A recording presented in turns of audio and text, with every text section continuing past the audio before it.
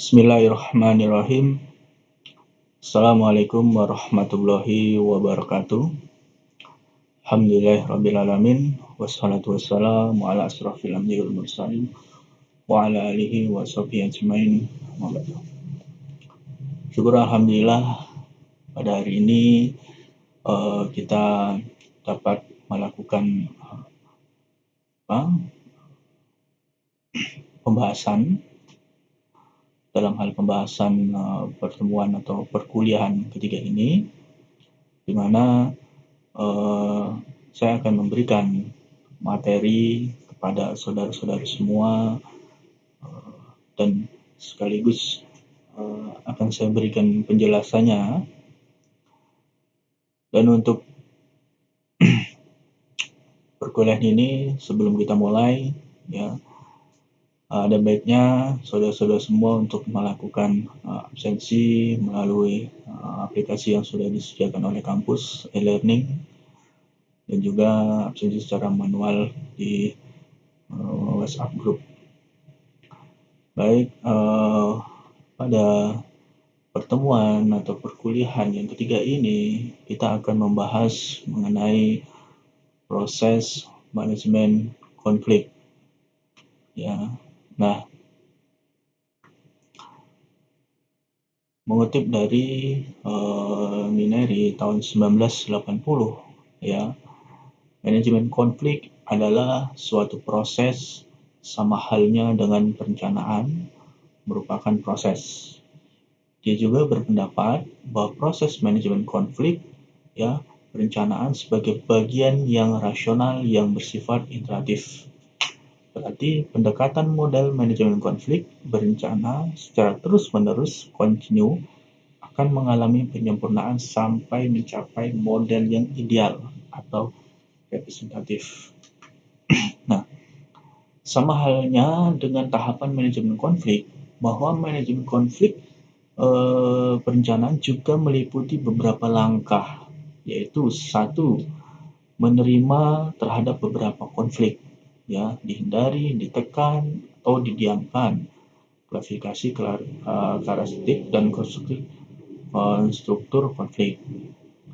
Selanjutnya ada evaluasi konflik. Jika bermanfaat, maka dilanjutkan dengan proses selanjutnya, ya, menentukan aksi yang dipersyaratkan untuk mengelola konflik.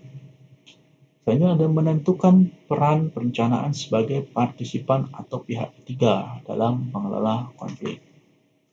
Nah, tahapan-tahapan berlangsungnya konflik, ya, menurut Mulyasha, ya, itu ada 5.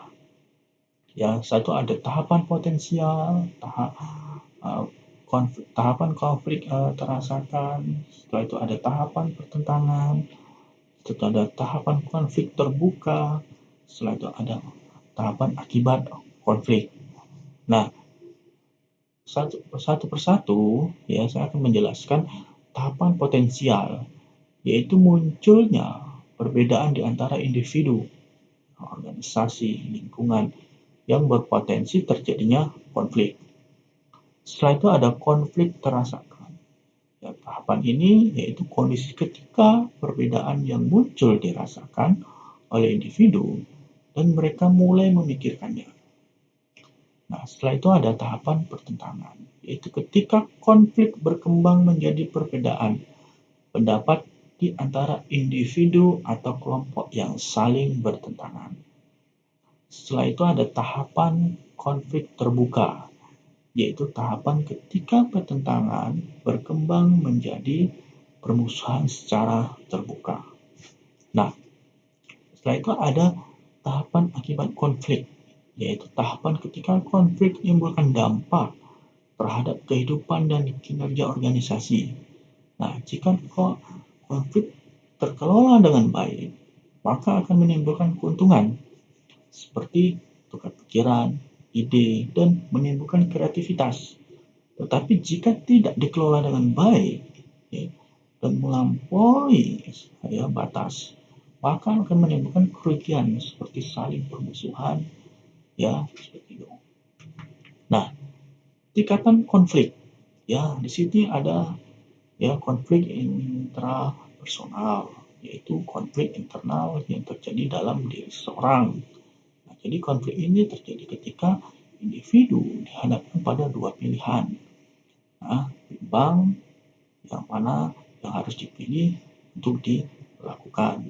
Nah, setelah itu ada konflik interpersonal, yaitu konflik yang terjadi antar individu. Nah, konflik yang terjadi ketika adanya perbedaan tentang isu tertentu, tindakan dan tujuan di mana hasil bersama sangat menentukan. Nah, setelah itu ada konflik intra-grup, yaitu konflik antar anggota dalam suatu kelompok. Jadi setiap kelompok dapat mengalami konflik, ya, konflik substantif dan atau konflik efektif. Nah, konflik substantif terjadi berdasarkan latar belakang keahlian berbeda. Jadi ketika anggota dari satu komite menghasilkan kesimpulan yang berbeda atas data yang sama, sedangkan konflik efektif terjadi karena tanggapan emosional terhadap suatu situasi tertentu.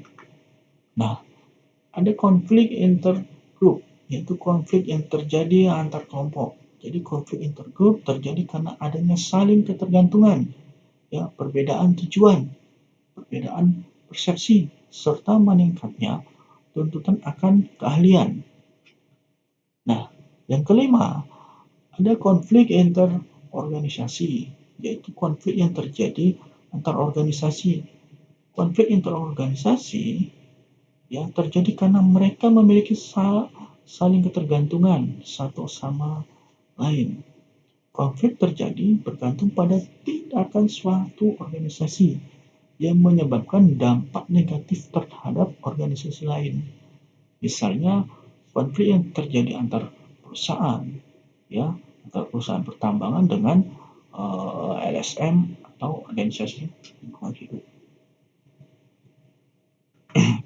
Nah, keenam ada konflik intraorganisasi, yaitu konflik yang terjadi antar bagian dalam suatu organisasi tersebut, ya, meliputi ada konflik vertikal, konflik horizontal, konflik lini staff, serta ada konflik peran.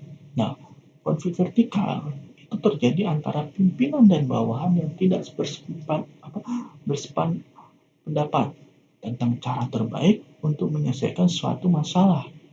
Ya, misal ada direktur dengan manajer. Nah, setelah itu ada konflik horizontal, terjadi antara karyawan satu departemen yang memiliki hierarki yang sama dalam organisasi. Misal antara divisi pemasaran. Ya.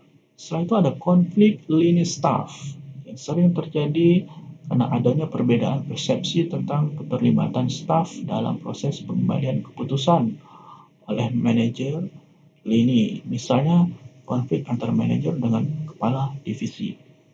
Nah, setelah itu ada konflik peran, ya, yang terjadi karena seseorang memiliki lebih dari satu peran. Misalnya adalah manajer pemasaran juga menjabat sebagai manajer penjualan. Nah, teknik penyelesaian konflik, ya, persuasi, yaitu usaha mengubah posisi pihak lain dengan menunjukkan kerugian yang mungkin timbul dengan bukti faktual serta dengan menunjukkan bahwa usul kita menguntungkan dan konsisten dengan norma dan standar keadilan yang berlaku. Kedua, ada rujuk, yaitu merupakan suatu usaha, pendekatan, dan hasrat untuk kerjasama dan menjalani hubungan yang lebih baik demi kepentingan bersama. Setelah itu ada penarikan diri, yaitu suatu penyelesaian masalah dengan meminta salah satu atau kedua pihak menarik diri dari hubungan.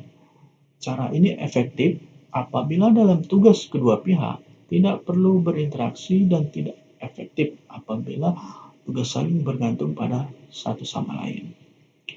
Keempat, ada pemecahan masalah terpadu, yaitu usaha menyelesaikan masalah dengan pemaduan kebutuhan kedua belah pihak. Ya, proses pertukaran informasi, fakta dan perasaan, dan kebutuhan berlangsung secara terbuka dan jujur. serta menimbulkan rasa saling percaya dengan merumuskan alternatif pemecahan secara bersama dengan keuntungan yang berimbang kepada kedua belah pihak. Setelah itu ada tawar-menawar, ya, suatu penyelesaian yang dapat diterima oleh kedua belah pihak, serta dengan saling mempertukarkan konsesi yang dapat diterima. Nah, dalam cara ini dapat digunakan komunikasi tidak langsung tanpa mengemukakan janji secara eksplisit. Nah, keenam, ada pemaksaan dan penekanan.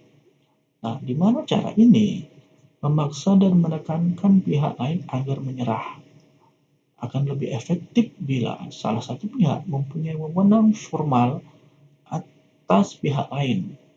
Nah, apabila tidak terdapat perbedaan wewenang, dapat dipergunakan ancaman atau bentuk-bentuk intimidasi lainnya. Nah, cara ini sering kurang efektif karena salah satu pihak harus mengalah dan menyerah secara terpaksa. Nah, intervensi campur tangan pihak ketiga. Jadi apabila pihak yang bersengketa tidak bersedia berunding atau usaha kedua belah pihak menemui jalan buntu, tidak ada jalan yang lain lagi, maka pihak ketiga dapat dilibatkan dalam penyelesaian konflik ini. Nah, ini adalah materi yang saya sajikan, yang saya berikan kepada saudara semua. Amati, ya, lihat satu persatu materi ini, ya. Setelah itu Anda banyak juga, ya, membaca, mencari jurnal, ya. Ada banyak baca-baca lagi jurnal tersebut yang berkaitan dengan manajemen konflik, ya. Nah, setelah itu, ya, Anda kerjakan tugas ini, ya, yaitu silakan review, ya, maksimal 5 lembar pada kertas double folio bergaris untuk pertemuan ketiga ini dengan tulis tangan. Ya. Nah, setelah itu Anda sertakan 3 jurnal mengenai proses manajemen konflik. Anda cari jurnal maksimal 3, ya, yang berjudul atau yang berkaitan dengan proses manajemen konflik. Ya, silakan saudara tulis, ya, review tersebut. Setelah itu saudara masukkan teori-teori dari beberapa jurnal tersebut, ya. Setelah itu Anda upload di e-learning dalam format PDF. Terima kasih atas perhatian saudara-saudara semua. Perkuliahan ini sampai di sini, ya. Sampai ketemu pada perkuliahan berikutnya, ya. Selalu pastikan saudara hadir, ya, pada e-learning. Baik, lebih dan kurangnya saya mohon maaf. Saya Heri. Wassalamualaikum warahmatullahi wabarakatuh.